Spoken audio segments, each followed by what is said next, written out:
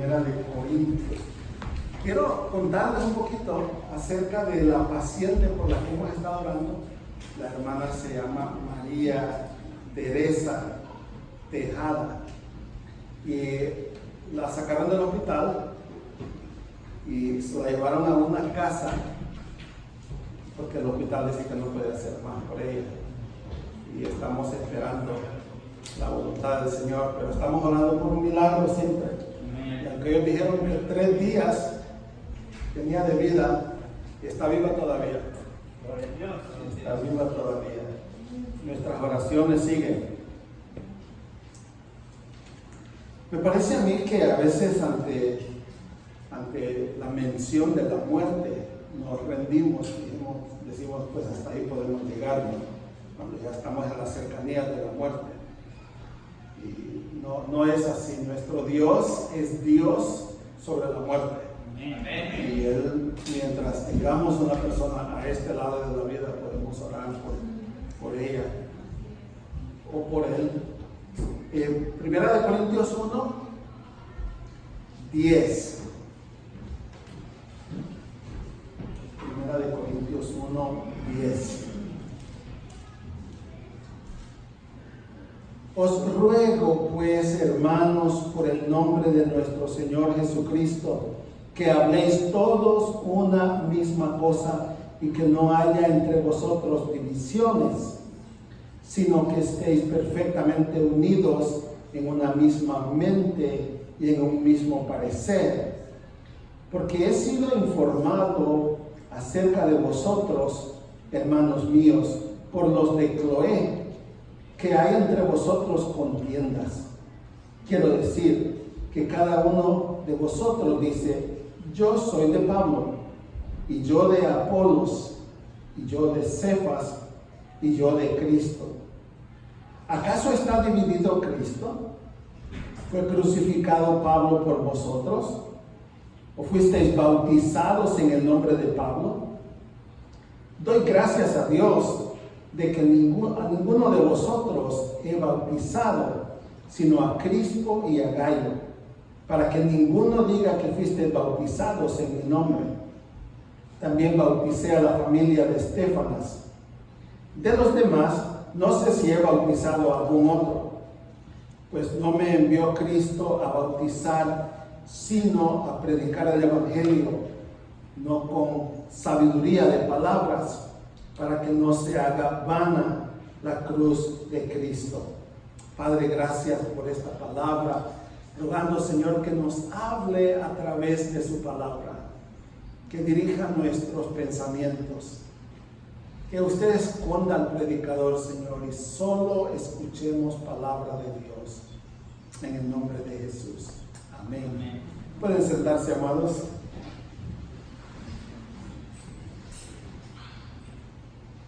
Me pasé la semana metido en este texto que me encanta.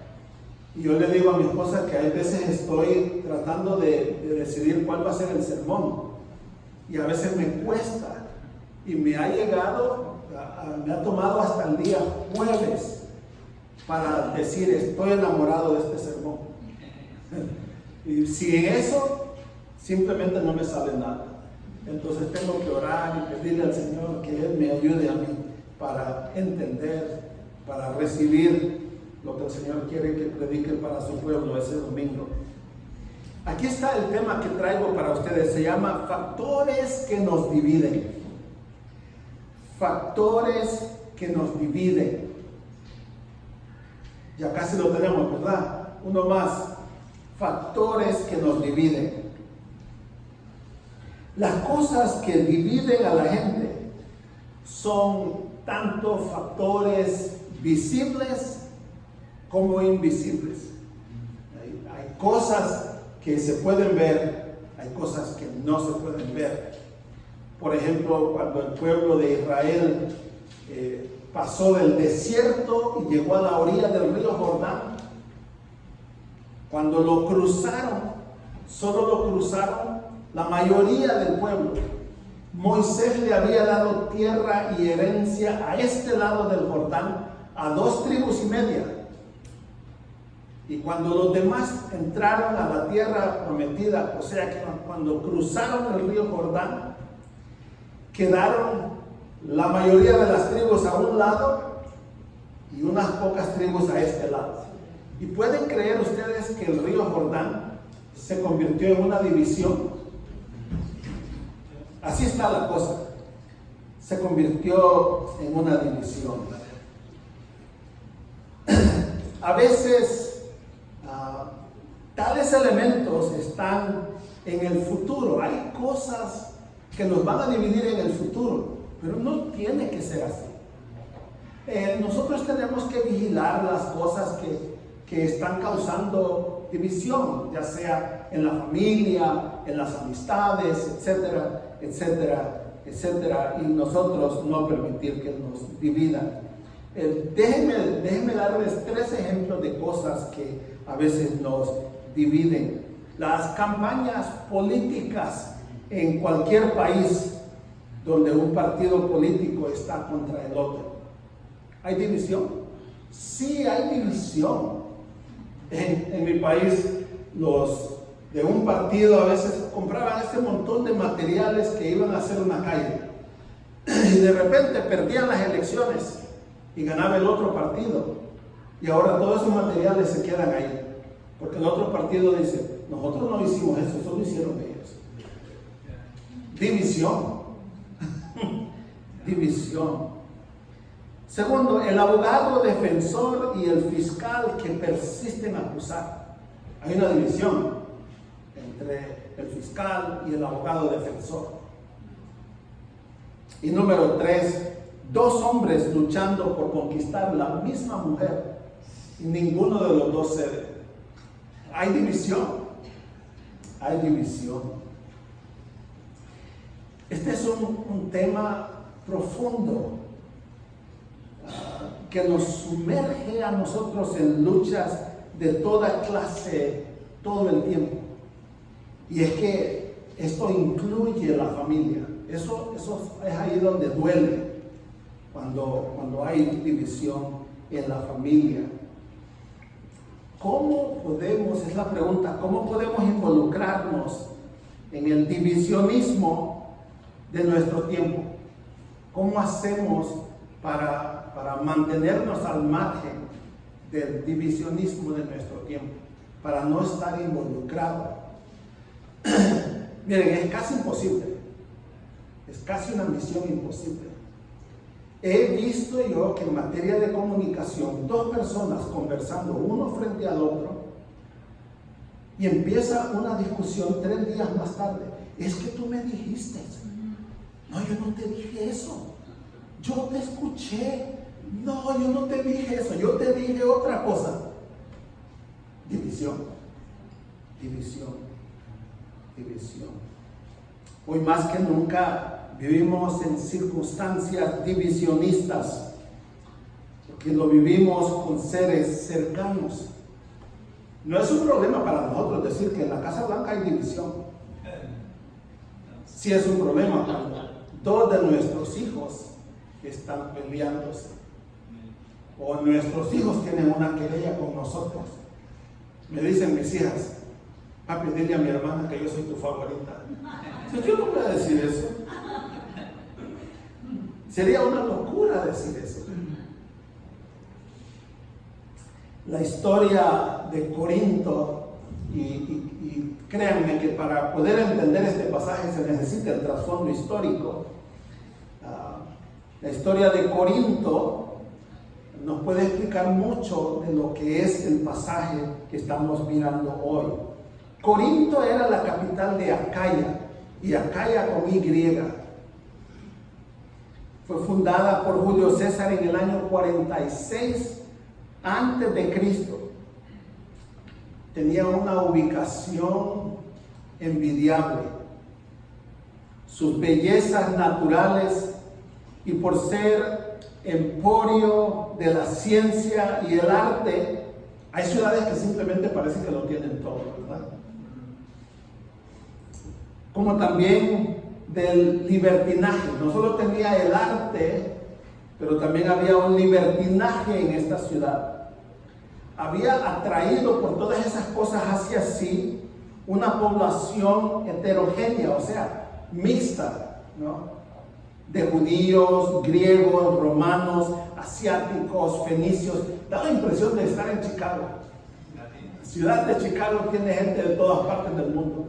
Ahí ustedes pueden ir y comer la comida que ustedes quieran, de cualquier parte del mundo, realmente. Como dice Farrar, un escritor, era tan famosa por su infamia y corrupción. Eso era Corinto. Eso era Corinto. Que el epíteto corintianizar, así se decía en aquellos tiempos, corintianizar llegó a ser sinónimo de desenfreno. ¿Cómo mantener unido a un grupo de gente como este, tan diverso como eran los corintios, y en una sociedad tan pervertida? ¿Cómo mantener unido a tal pueblo? Alguien dijo, y aquí cito, ¿a quién se le ocurre plantar una iglesia en un lugar así? Y Jesús responde, y aquí cito, no he venido a llamar a justos, sino a pecadores. Hay tres cosas en este pasaje que dividían a esta iglesia. Se los voy a dar uno por uno. ¿Listos? Aquí están. Divididos por sus desacuerdos. Número 1. Número 2. Divididos por sus contiendas. Y número 3. Divididos por sus líderes. Vamos para algún lugar con esto. Divididos por sus desacuerdos. En primer lugar, había una división doctrinal. Mantengan sus Biblias abiertas. ¿Sí trajeron Biblia, verdad? Sí, gracias a Dios. San Pablo apela a los corintios para que hablen una misma cosa. Eso es lo que él quiere que ellos hagan. Este es lo que nos dice el texto, si se fijan ahí en sus Biblias. Noten que hace apelación y él les dice, les ruego. Pablo no siempre le dice les ruego. Él es un apóstol y él puede dar órdenes. Bueno, podía dar órdenes cuando estaba aquí en la tierra. Como apóstol de Jesucristo, él tenía autoridad apostólica. Pastor Neptalí no tiene tal cosa. Soy un humilde siervo de Cristo. Yo tengo que rogarles a ustedes, pedirles que hagan esto, que hagan lo otro, porque ese es mi trabajo, ¿no? Pero San Pablo podía darse el lujo de decirles qué hacer. Sin embargo, aquí él apela a ellos, está rogándoles, por favorcito, por favor, en el nombre de nuestro Señor Jesucristo. Esta es otra cosa que es impactante en el pasaje. Como ustedes dicen a veces, por el amor de Dios, ya te dije 3 veces. También es de notar que se dirige a ellos, a pesar de cómo eran los corintios, ahí está en su texto, se dirige a ellos como hermanos. Hermanos. Usa la palabra adelphoi, que quiere decir justamente eso, hermanos. El asunto de hablar una misma cosa se refiere a unidad doctrinal. Está diciendo, la confesión de fe de ustedes debe ser la misma. Hay mucho que decir acerca de eso, ¿no? Está diciendo que se pongan de acuerdo y tengan una misma doctrina. Y nosotros hemos enseñado que cuando se trata de doctrina, existe lo que se llama doctrinas esenciales y también tenemos doctrinas generales. Doctrinas generales son esas cosas como el bautismo, la Santa Cena, en la que estamos en desacuerdo, ¿no?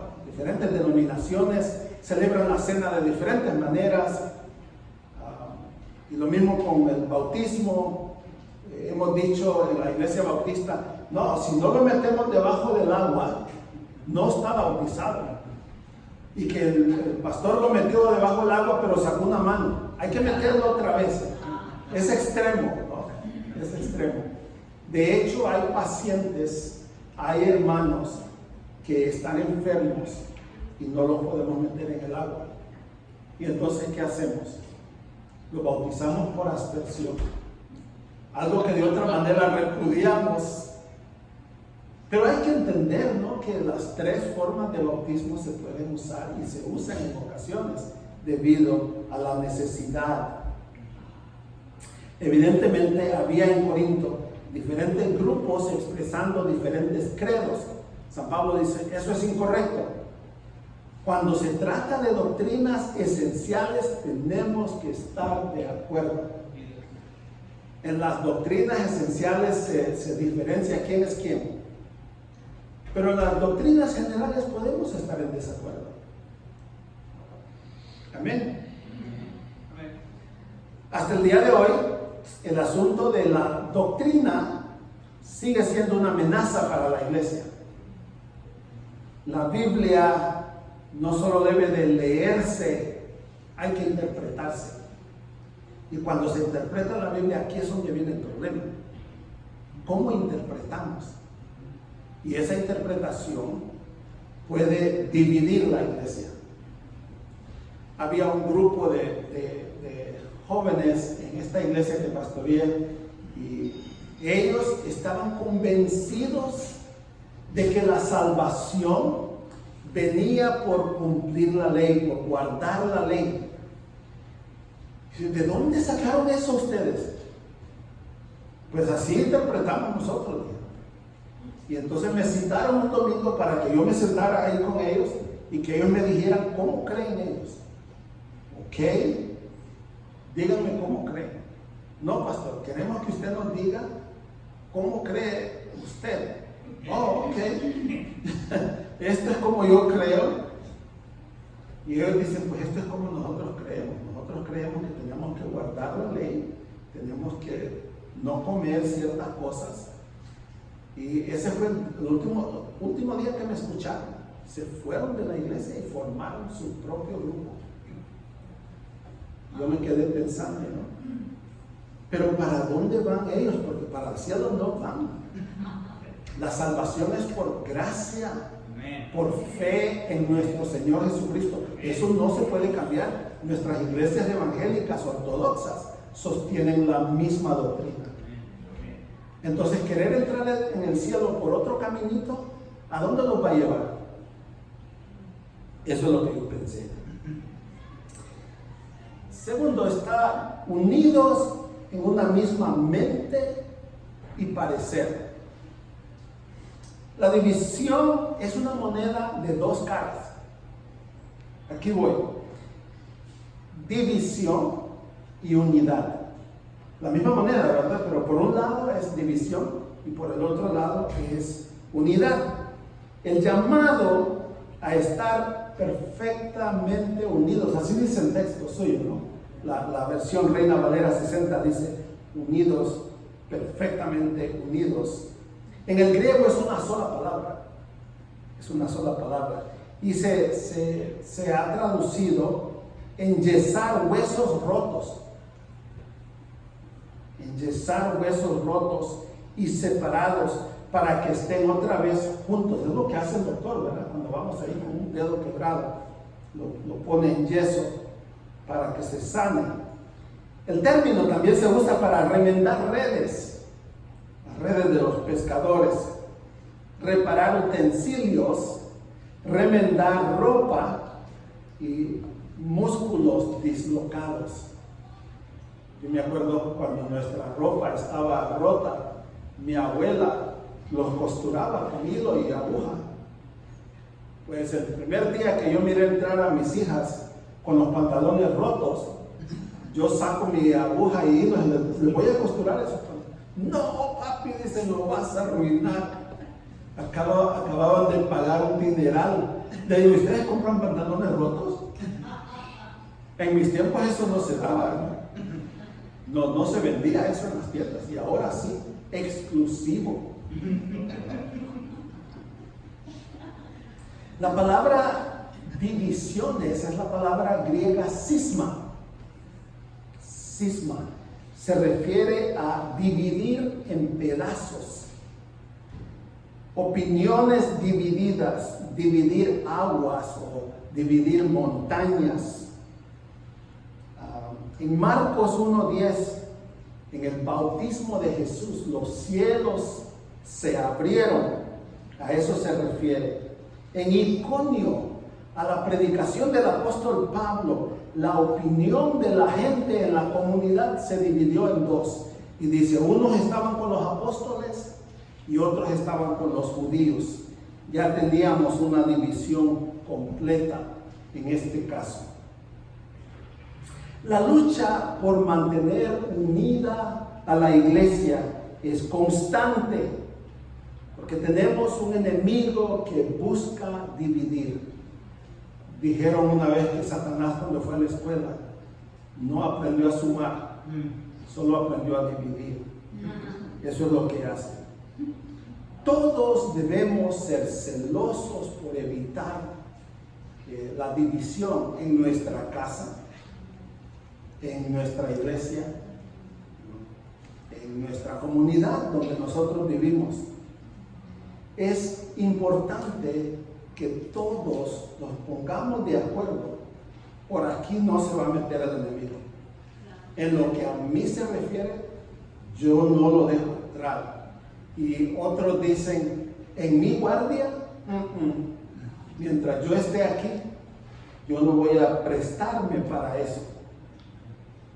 Segundo punto, divididos por contiendas. Son palabritas que uno nota en el texto cuando lo está estudiando. Divididos por contiendas. ¿Cómo ponernos de acuerdo?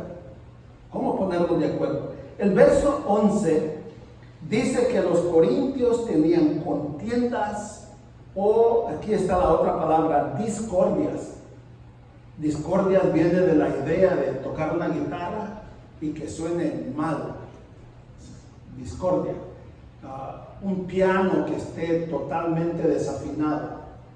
Este afinador de piano llegó a esta casa y toca el timbre y sale esta señora. ¿Usted no es el afinador de piano? Sí, yo mismo. Yo no lo llamé, dice. Usted no, dice, pero sus vecinos sí.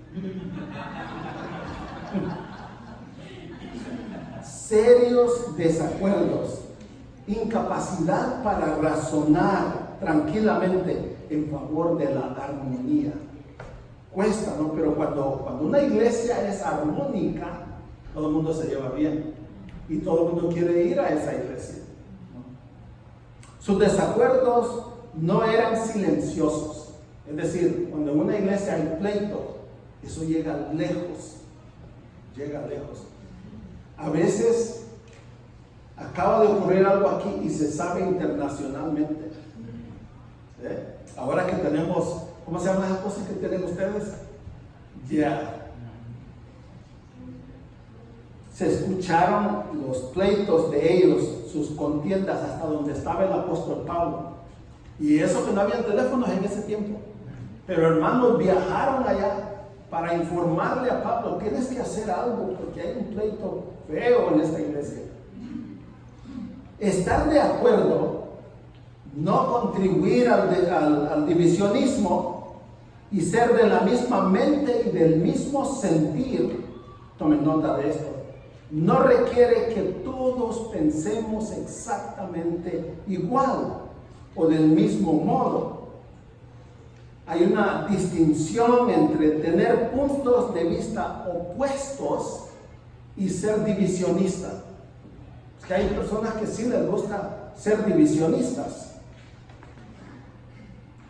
¿Cómo le hacemos para mantener a la iglesia unida? Ningún grupo de personas en ninguna parte, y esto está comprobado, estará siempre de acuerdo en todo, pero pueden trabajar juntos en armonía si se ponen de acuerdo en lo que es más importante. ¿Qué es lo que es más importante? Jesucristo es Señor de todos nosotros. Jesucristo es Señor de todos nosotros.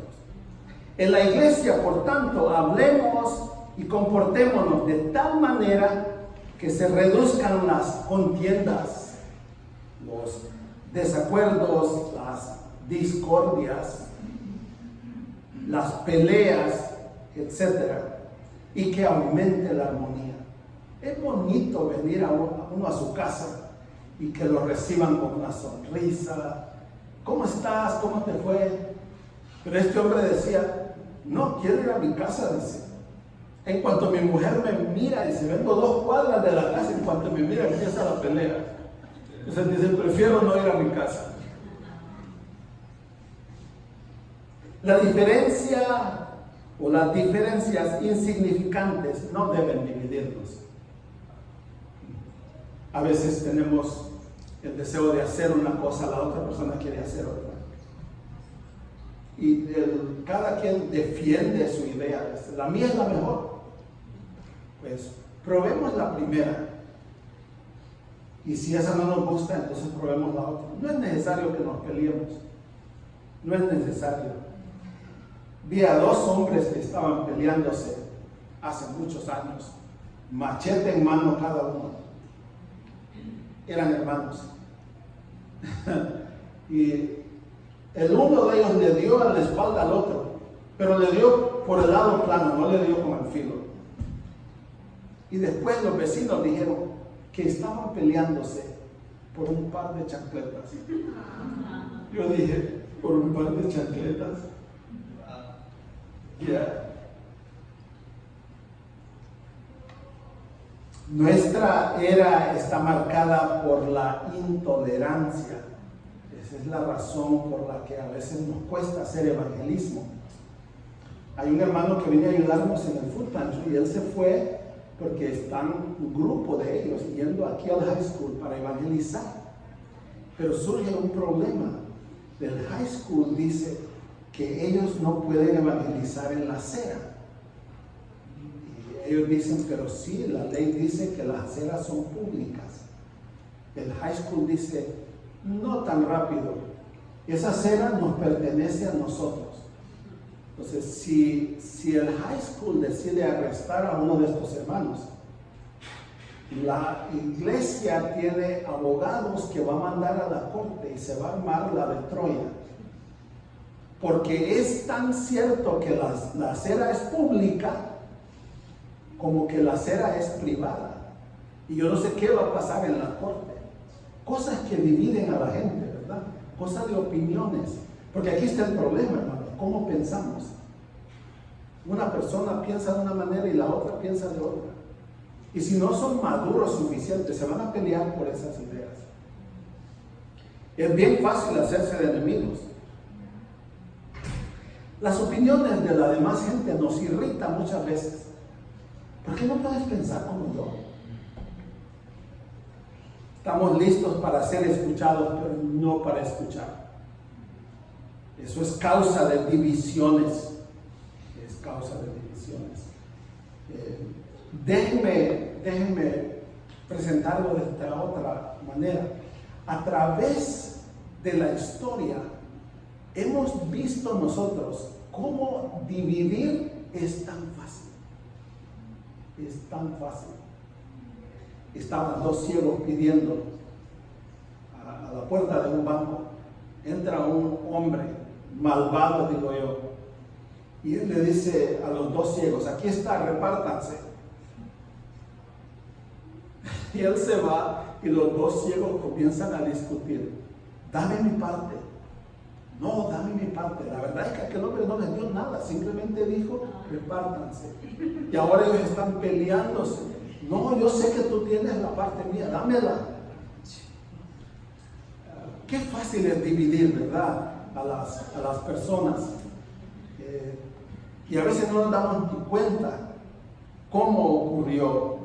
Pero las divisiones son algo que Dios aborrece. Eso fue lo que pasó en el huerto del Edén. Dios, Adán y Eva tenían una perfecta relación hasta que se metió el diablo. Dios dijo eso. Dios obviamente no los quiere a ustedes porque les niega. Solo fue una cosa que Dios les dijo que no podían ver. El huerto estaba lleno de toda clase de manjares. Pero Dios les dijo, esto no lo toquen. Y el diablo le hace creer a ellos. Dios no los quiere a ustedes. Porque si Él los quisiera a ustedes, no les prohibiría comer. Cosas así siguen sucediéndonos. Nos dividimos sobre cosas que son pequeñas. Hay veces que son cosas grandes, pero hay cosas que son pequeñas.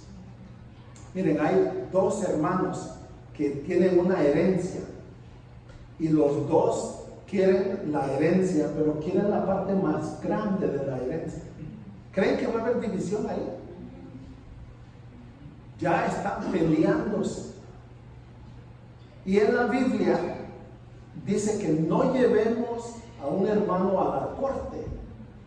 Sí, pastor, pero él está consiguiendo la mayoría de la herencia. Y yo no puedo permitir eso. Tiene que ir a la corte porque es de la única manera que nos vamos a arreglar. Pero Dios dice en su palabra, no lleven al hermano a una corte. Es decir, una corte de paganos. Si no pueden arreglar eso entre ustedes, eso escribió el apóstol Pablo. Eso divide. El escritor quiere saber si ellos no podrían simplemente cancelar la deuda. Oh, no, hay mucho dinero. Ya. Tenemos que hacer a veces sacrificios por la paz, porque la paz vale más. ¿Va? Hay hijos e hijas que con su papá no se hablan. Ya pasaron 30 años y no se hablan. Están divididos. ¿Pueden arreglarse? Sí pueden, pero... Tercero, divididos por sus líderes. ¿Se acuerdan que les mencioné, verdad? Que esta era la tercera división, o la manera en que estaban divididos los corintios. Divididos por sus líderes. Síganme ahí en su texto. Líderes humanos. Las contiendas de que ya hablamos giraban alrededor de los siervos de Cristo, enviados para ministrar a los corintios. Dios mandó a Corinto unos excelentes expositores bíblicos, maestros, para que le ministraran a estos nuevos creyentes de Corinto. Pero estos creyentes de Corinto llegaron a ver a sus líderes como algo que no eran. De hecho, la palabra líder, tomen nota de esto que les voy a decir, hermanos. La palabra líder no es una palabra bíblica. Ya la busqué en la concordancia, no está en la Biblia. La palabra líder. La usamos porque es una palabra contemporánea, pero no es una palabra bíblica. San Pablo dice, ¿qué pues es Pablo y qué es Apolo? Son dos preguntas retóricas que él hace ahí. Dice, servidores, ahí está la palabra. En lugar de líder usa la palabra servidores. Eso es lo que nosotros somos. Somos servidores de Cristo. ¿Y qué palabra usa para servidores? Es la palabra diaconai o diaconoi, que es de donde sale nuestra palabra diácono. Todos nosotros debemos tener un ministerio diaconal. El ministerio de nuestro Señor Jesucristo fue diaconal. ¿Cómo lo sabemos? Porque Él dijo que vino a servir, no a ser servido. Entonces, todos tenemos que tener un ministerio de toalla. Tenemos que estar dispuestos a lavar los pies de los santos. Decimos nosotros, sí, pero ¿no tienen mazamorras? No nos gusta la palabra servidores. De hecho, el expositor bíblico John MacArthur dice que propiamente debemos llamarnos esclavos. Doulos es la palabra griega, esclavos, porque dice, somos esclavos de Jesucristo y se nos olvida que Él nos compró y por lo tanto le pertenecemos a Él. Entonces consideremos que nosotros tenemos un ministerio diaconal. Por medio de estos servidores, dice él, ustedes llegaron a creer, o sea, fueron salvos por el ministerio de estos servidores. Y eso según lo que a cada uno de nosotros, a cada uno de los servidores, le otorgó el Señor. Es decir, cuando Dios manda a un predicador y una persona se convierte por el ministerio de ese predicador, solo está pasando lo que el Señor quiere. La gloria es para el Señor. Ya revisé la Biblia al revés y al derecho y nosotros no salvamos a nadie.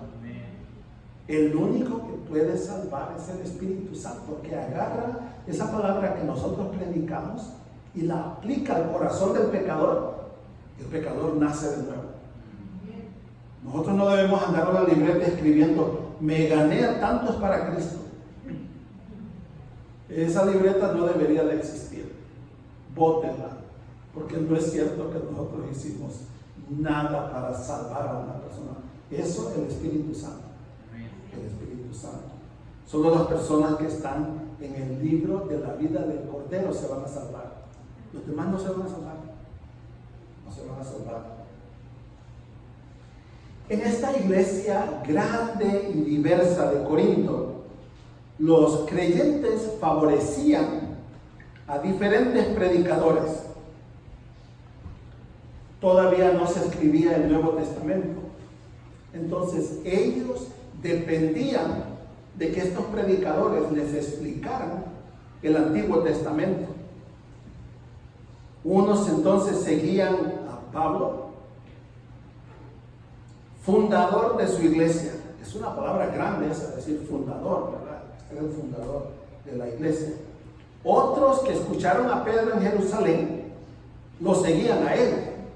Había razones para seguir a Pedro. Otros seguían a Apolos. Ahora este Apolos se había hecho famoso porque era un predicador fogoso. A mí muchas veces me han dicho que yo predico muy suavecito, que yo debería de gritar, que si, pastor, golpee el púlpito, déle duro, dice. Entonces sí le van a poner atención y no se le van a estar durmiendo. Digo, pero yo no soy así, el Señor me hizo a mí así como soy. Hablo despacito, suave, ¿no? Trato de que se me entienda lo que estoy diciendo, pero ese soy yo. No soy de los que gritan, no tengo esa voz, ¿no? Y de repente a veces se me apaga la voz sin gritar. Imagínense ya gritando. Otros seguían a Apolos, un predicador elocuente y popular con un ministerio dinámico en Corinto. Aunque estos tres predicadores estaban unidos en su mensaje, o sea, predicaban el mismo evangelio, los tres, su personalidad, y aquí es donde está el dilema, ¿verdad? Su personalidad atrajo a diferentes personas. Déjenme hacer una pausa ahí, porque este es un problema para la iglesia. Yo quisiera pensar que como creyentes nosotros somos más maduros que eso. Pensar que el estilo en que un predicador predica hace toda la diferencia. Y hoy he enseñado en Casa de Vida que nosotros debemos analizar lo que dice el predicador y no cómo lo dice. Debemos de estar atentos a qué dice. En Casa de Vida yo tengo la confianza de irme tranquilo. Aquí es palabra de Dios la que cuenta, ¿verdad? Y no como un predicador diga las cosas. Es importante que en Corinto ocurría esto. Los hermanos estaban extasiados. Como predica Pedro. Y entonces se iban con Pedro. El Señor tiene un mensaje para ellos. Eso puso a la iglesia en peligro de división. división. Acuérdense, no era una sola iglesia en un edificio. Eran iglesias por toda la ciudad y estaban divididos. Y había unas iglesias que seguían a un líder y ellos pensaban que seguían un mensaje diferente, pero era el mismo mensaje. Era el mismo mensaje. Pablo menciona el nombre de Jesús 12 veces entre el versículo 1 y el versículo 17. Ya los conté. Tómense ustedes el tiempo de contarlos también. Entre el versículo 1 y el versículo 17, 12 veces menciona el nombre de Cristo. 12 veces. Dejando claro entonces, o queriendo decirles a ellos claramente, que a quién es que los predicadores deben predicar. El mensaje de Dios es más importante que cualquier mensajero humano. No somos nosotros los importantes. Importa el mensaje del Señor. Entonces la gente no debe de ver al predicador. De hecho, nosotros venimos y nos vamos en el tiempo del Señor, cuando el Señor dice, ok, tu tiempo aquí ya se acabó. Entonces se lleva a esos predicadores. Yo todavía voy a iglesias en donde he pastoreado y se acuerdan de cuando el pastor Neptalí estaba. Ya es historia, ya pasó. Ya eso pasó. Los predicadores van y vienen. Por eso siempre le damos prioridad a los líderes locales que siempre tienen que estar ahí en la iglesia, ¿no? El pastor se va. El mensaje de Dios, dije, es más importante que cualquier mensajero, que cualquier predicador, que cualquier pastor, aunque a veces nos parece que no, pero así es, eso es bíblico. Dividiendo a Cristo es el próximo tema que voy a mencionar. Pablo se preguntaba, y esto es lo que Pablo se preguntaba, si las contiendas de Corinto habían dividido a Cristo. Es ilógico decir eso, pero pasa, ¿no? Pasa. Es una fotografía gráfica de lo que pasa cuando la iglesia está dividida. Y entonces también Cristo está dividido. Ninguna mamá, ningún papá quiere ver a sus hijos peleando. Sin embargo, nosotros sabemos que eso se da a veces. Los hijos peleando. Me estaba diciendo mi hija esta semana, dice, yo sé que ustedes tienen una de nosotras tres como favorita. Le digo, ¿de dónde sacaste eso? Dice, es que yo lo sé, yo leí un estudio que se acaba de hacer que dice, todos los papás tienen su favorita o su favorito. Le digo, pero desde que mi esposa y yo comenzamos, nosotros sabíamos eso y decidimos que no iba a haber ningún favorito. Sí, pero yo no creo, dice, yo soy la favorita.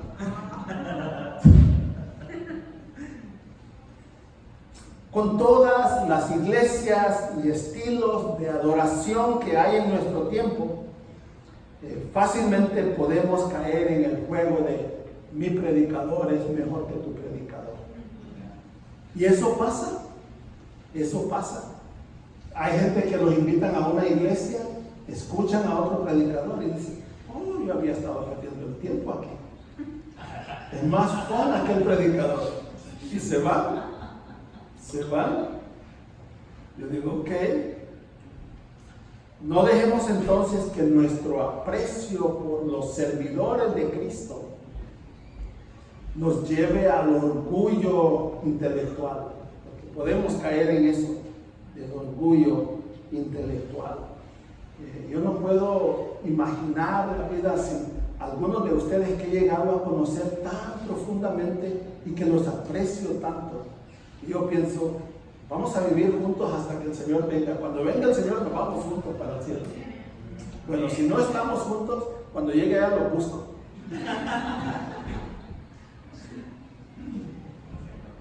Nuestra devoción debe ser por Cristo y la unidad de la iglesia. Esa debe ser nuestra pasión. La creación en la iglesia de Corinto de facciones, quizás facciones quiere decir grupos, que seguían a su predicador favorito, dejó sus marcas en lo que años más tarde serían las denominaciones, que esas denominaciones llegaron a formarse. Y de repente un creyente bautista no se quería sentar al lado de un metodista, y un pentecostal no se quería sentar al lado de... hemos hecho tantos grupos, tantas divisiones en el cuerpo de Cristo. Pero la palabra de Dios nos enseña que nosotros somos una iglesia indivisible. Somos una iglesia formada por gente de todas las razas, ¿verdad?, de todas las culturas, de todas las lenguas, y que debemos acostumbrarnos a esa idea. Si alguien dice, a mí no me gustan los chinos, es mejor que te acostumbres, porque ellos van a ser la mayoría en el cielo.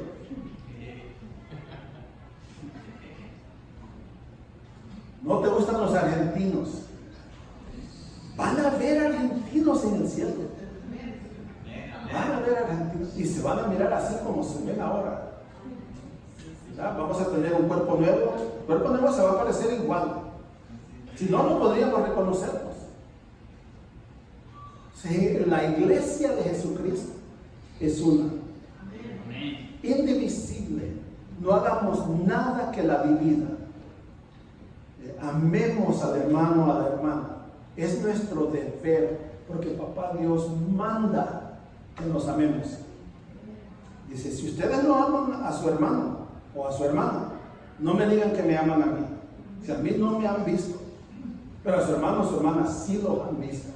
Entonces es más fácil que amen al hermano que han visto que a Dios a quien nunca han visto.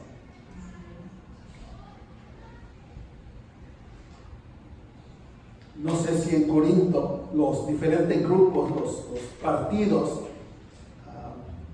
se llamaban los pedristas. No sé cómo aparecía en los periódicos que estaban reportando esos pleitos de Corinto. O si se llamaban los apolistas y los cristianos, ¿no? El apóstol Pablo no quería que la gente fuera bautizada en su nombre, porque eso ya querría decir que iban a formar un grupo, los bautizados paulistas. Esa era otra categoría, ¿verdad? Y él dice, yo bauticé unos dos. Había un grupo de seguidores de Cristo. Supuestamente estos eran más espirituales, que ellos decían, pues nosotros seguimos a Cristo. Y no sé qué es lo que está involucrado en eso de que ellos seguían a Cristo. Ojalá que sea por razones espirituales, que realmente ellos estaban siguiendo a Cristo. Nuestra pasión debe ser por lo que apasiona a Cristo. Voy a decirlo otra vez. Nuestra pasión debe ser por lo que apasiona a Cristo. Ahora, cuando Pablo dice que Cristo no lo mandó a bautizar, él estaba diciendo algo con eso. No estaba diciendo que el bautismo no es importante. Ojalá que no vayan a pensar así. Pablo estaba diciendo que ninguna persona debe hacer todo. Pablo, el evangelista, también el bautizador, el que maneja la camioneta de la iglesia el domingo, el que hace mandados, el que hace... Y hay pastores que quieren hacer eso. Hay pastores que hacen todas las cosas en la iglesia. Ya estoy cansado de solo pensarlo. No, para eso hay un cuerpo de Cristo, que se repartan el trabajo y que hagan diferentes cosas. Hay cosas en Casa de Vida que yo no sabía cómo hacerlas. Cantar no es lo mío, me encanta cantar. Pero si me ponen ahí enfrente, unos van a ir por acá y otros por allá. Eso no es lo mío. Tampoco sé hacer un montón de cosas que se necesitan hacer aquí. Para eso Dios puso un cuerpo de creyentes aquí, que tienen diferentes dones, ¿verdad? para que hagan la obra del Señor. La misión de Pablo fue predicar el Evangelio. Ese fue su trabajo primordial. Entonces, que otros bauticen, dice él. Que otros bauticen. Es todo lo que está diciendo. Debemos entonces contentarnos con el ministerio que el Señor nos ha dado a cada uno. Es importante tu ministerio. Cuando tú no estás, te echamos de menos. Hay cosas que, wow, dice, ya días no está el hermano tal y tal, porque mire, su trabajo nadie lo está haciendo, ahí está. Porque nadie lo puede hacer. Me encanta esta cosa de que nosotros somos individuos y que Dios nos ha dotado a nosotros con ciertos dones. Nadie puede hacer lo que tú haces como tú lo haces. Hay otra gente que lo puede hacer, pero no lo pueden hacer como tú lo haces. Y cuando tú no estás, no se hace, porque nadie lo puede hacer así como tú. Me encanta ese concepto, es decir, cuando Dios hizo al hermano tal y tal y la hermana tal y tal, botó el molde. No más, ya no lo volvió a usar. Eres único, única. El Señor te hizo así. Hay una ilustración que quiero compartir con ustedes, me pareció adecuada para este mensaje. Un marinero británico contaba hace muchos años que la más terrible batalla naval en la que él había participado, dice, sucedió una noche cuando su barco de guerra confundió a otro barco de guerra inglés porque lo creyeron enemigo. Ambos barcos se atacaron con todo el armamento que tenían a su disposición. Muchos marineros murieron esa noche. Otros quedaron heridos y ambas naves sufrieron terribles daños. Cuando llegó el amanecer, descubrieron su trágico error al ver ondear en las dos naves la misma bandera.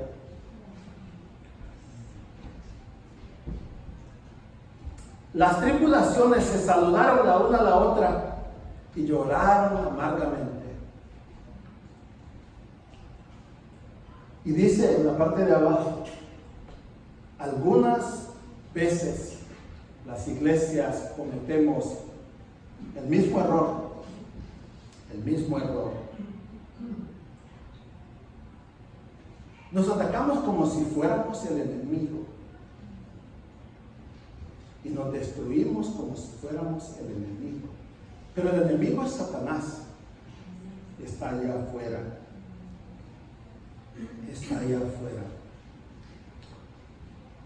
Ya voy a terminar. Pero quisiera poder pensar que un mensaje como este deberíamos agarrar el texto y ponerlo en la sala de nuestra casa con un cuadro para poder estarlo viendo. Porque para eso se le ponen cuadros a los retratos, ¿verdad? Para que se miren, para enfatizar. Me gustó ese cuadro que se usó en la boda de Tania y el esposo, porque pudimos meternos en el cuadro con ellos y tomarnos fotos con ellos. Cuando yo tenga 100 años, esas fotografías van a valer. Si ya no voy a poder regresar a tomarme esa foto, porque ya no se puede. No hay lugar donde no ocurran divisiones. Comenzó en el cielo, donde Satanás rompió la relación con el Padre Dios. Es algo que no se dice muy seguido. Pero el Satanás era un ángel, según él, divino. Pero lo de divino, quítenselo porque no va. Él era un ángel como los otros, solo que era guapísimo. Y eso de ser guapísimo se le llegó a la cabeza. Entonces a él se le ocurrió que él también podía ser Dios. Pero Dios solo hay uno. Solo hay uno. Divino solo Dios. Los seres humanos se han querido arropar con ese título. Los emperadores en Roma se ponían ese título: César el Divino. Mujeres emperatrices, la divina. Solo Dios es divino. Solo Dios es divino. Adán rompió la unidad con su creador cuando le desobedeció. Algunos críticos de la Biblia todavía están diciendo que realmente Dios fue un poco severo con Adán, que fue una sobrereacción de Dios, que no podía haber perdonado eso o disimulado. Es porque ellos vieron una pequeña fisura. Dios vio una rajadura grande, un cráter en el carácter de Adán. No fue una cosa casual. Él quería hacer las cosas que Dios le dijo que no hiciera. Eso produjo una fisura, una división con Dios. La relación entre el rey Saúl y David se dividió por los celos de Saúl. Saúl tenía celos de David y esos celos causaron una división entre él y David. Y él no se dio cuenta, pero entre él y David y también Dios. También Dios. Hay división en los ejércitos del mundo, en las escuelas. ¿Saben ustedes que el ejército de Estados Unidos tiene anuncios que dice: somos un ejército de uno? Pero no es cierto. No es cierto. El ejército de Estados Unidos está lleno de toda clase de problemas que dividen a las tropas. Tú eres de tal y tal país, y tú eres de tal y tal país. Hay división en el ejército. Hay división en las escuelas, en el gobierno, en el trabajo, en la iglesia, en la casa. Gracias. En la casa también. Jesús manda que seamos uno. Manda que seamos uno. La pregunta es si tenemos el quiero. Si tenemos el quiero. ¿Queremos ser uno? Es una batalla que podemos ganar. Yo digo que debemos ganar. Nuestro Señor Jesucristo quiere que nosotros seamos uno. Ahora, las iglesias que mejor trabajo hacen con eso son las iglesias perseguidas. En los países en donde la iglesia es perseguida, nadie anda preguntando si tú vas a hacer esto, si tú vas a hacer lo otro. Lo hacen y ya. Lo hacen y ya. Las persecuciones ponen a todos juntos, se abrazan juntos. Alguien preguntó: ¿qué tan grande es la iglesia en la China? Hablo de la iglesia subterránea, la iglesia que no se somete al gobierno de la China. Es un gobierno comunista. Y ellos exigen que si la iglesia quiere reunirse y tener templos, que tienen que someterse al gobierno. Y ellos dicen: nosotros ya tenemos un gobierno. Se llama Jesús. Ellos han pagado un precio horrible. Pero la iglesia de la China es una sola iglesia. Y esa iglesia sigue creciendo. Hace años se nos dijo que la iglesia de la China se creía que eran 100 millones de hermanos. Pero yo creo que el número se quedó corto. Se quedó muy corto. Y yo no voy a atreverme a decir cuál es el número de la iglesia, pero ya pasó los 100 millones. Es una iglesia sufrida, es una iglesia unida, es un modelo de iglesia, ¿verdad? Nosotros necesitamos compenetrarnos de que necesitamos ser una iglesia. Una iglesia. Y a eso yo digo. Amén. Padre, gracias por la maravilla de tu amor y porque en estos tiempos en que estamos viviendo, Señor, nos llamas a ser uno. Señor, yo no sé cómo se logra eso, pero yo sé que se va a lograr porque tu palabra es infalible. Quiero pedirte, Señor, que nos hagas uno para que este vecindario nos vea. Quiero pedirte que nos hagas uno para que las familias nuestras sean uno.